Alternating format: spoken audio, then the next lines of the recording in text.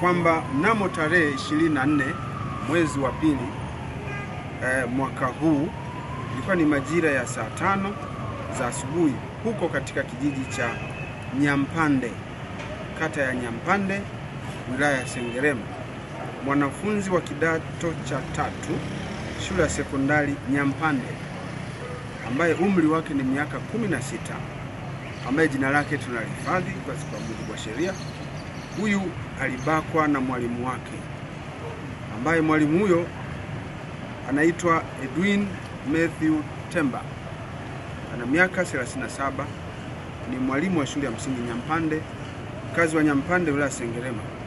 Na tukio hilo la kikatili la ubakaji lilifanyika wakati binti huyu ameitwa hapo kwenye nyumba ya mwalimu kwa ajili ya kuangalia mchezo wa mpira wa miguu. Ndipo mwalimu huyo alipata fursa ya kuweza kumfanyia kitendo hicho cha kikatili kwa kumwingilia kimwili bila kuwa na ridhaa yake ya huyo binti.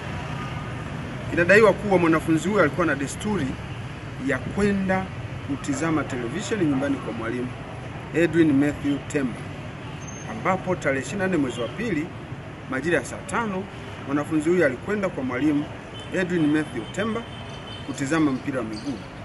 Ndipo huyo mtuhumiwa alipata nafasi ya kumbaka kwa kumfanyia kitendo cha kikatili. Mtuhumiwa huyo amekamatwa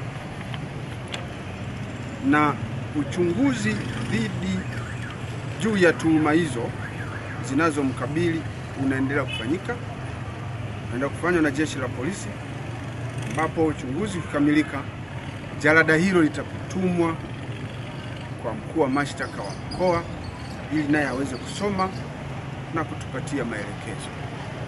Na mtuhumiwa huyo ameshikiliwa na jeshi la polisi.